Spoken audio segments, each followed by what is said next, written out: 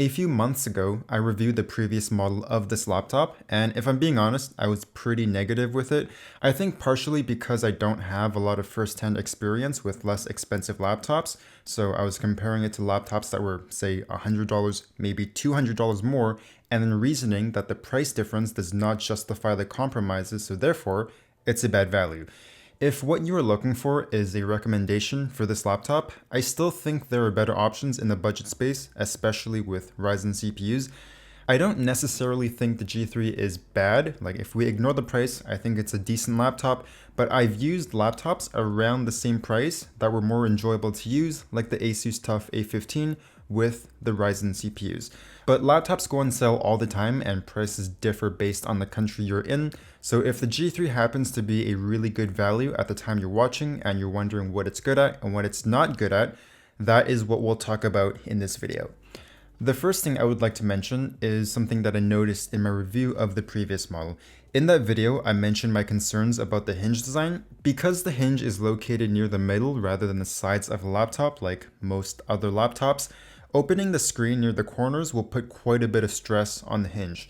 Now at the time, that was only a concern and I had not Googled anything, but the number of comments of people talking about their hinges breaking after I think 3 to 7 months was the average was unusually high. I've reviewed laptops before that had design flaws, but they did not get nearly as many comments about those flaws as that video. So be aware of that and only open your screen from the middle. For that reason alone, I probably wouldn't recommend this laptop or any other laptop that uses a similar hinge design, but assuming you found this for an incredibly good price and you're careful with how you open the laptop, then sure, it's probably not going to be an issue for you. If you put even pressure on both sides of the hinge, there shouldn't be any issues, at least in theory. I'm pretty sure the entire laptop is made of plastic. It definitely feels like plastic, but it's also pretty strong and rigid. Very little flex on the keyboard deck. The hinge tension is firm, very nice, and the rubber feet on the bottom are massive. These are very grippy feet. I like them a lot. I believe it's using the same keyboard as last year, so fairly shallow key travel, but very tactile, which I like. When I make a spelling mistake, I will immediately know just based on feel alone and be able to correct it. Given the thickness of this laptop, I feel like they could have increased the key travel to make it more comfortable to type on, which is funny because their Alienware laptops have excellent keyboards. They are one of 4 or 5 laptop keyboards that I actually enjoy typing on, so I would love to see them bring that to their other laptops. I also think the keycaps are a bit small in terms of surface area. There's quite a large gap between each key, and I feel like increasing the size would make it slightly easier to hit each key, because then it requires less accuracy. Overall, the key travel feels a little bit shorter than the average gaming laptop, but tactility is a little bit above average. The trackpad has a slightly rough texture to it, kind of like sandpaper, but the tracking accuracy is actually pretty good. Small movements are okay, not amazing, but above average for sure. And I realized after using this laptop that tracking accuracy is definitely more important than the feel and smoothness of the surface, at least in my opinion.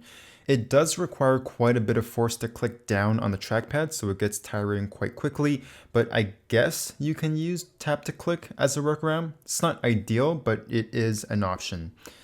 The speakers are halfway between downward firing and side firing, so it's like a 45-degree angle. Very little bass, but I think the mid-range and treble are fine. I was actually watching a bunch of YouTube videos on this while writing this review because I'm lazy, and I didn't really have any complaints.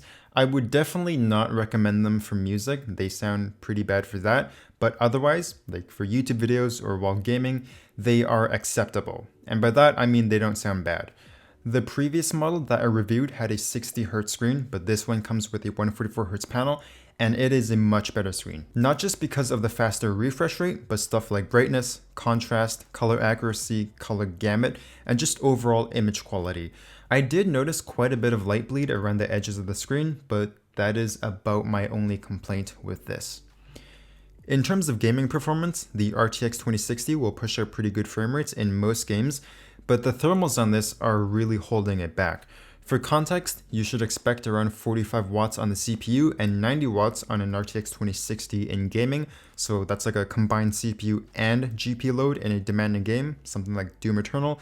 That's what I personally use for my thermal testing in gaming workloads.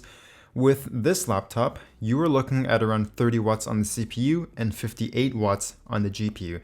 That was also with the high performance thermal profile, which did increase the fan speed by a noticeable amount.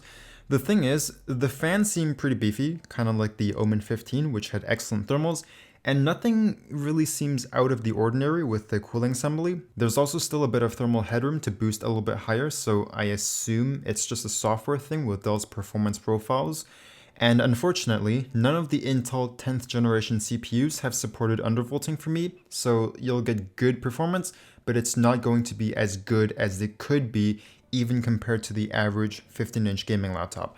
And just to give a bit of extra context, the best that I've seen so far, the HP Omen 15, pulled around 55 watts on the CPU and 100 watts on the RTX 2060.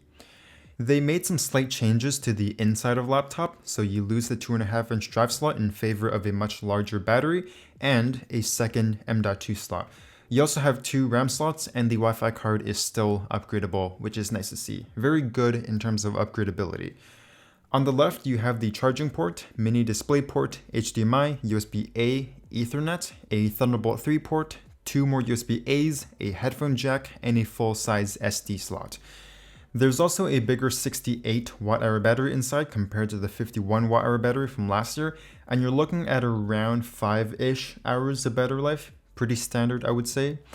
I guess I already gave my conclusion at the start of the video, but for the next revision, I would like to see a few things. Definitely an AMD version, especially on your budget-oriented devices.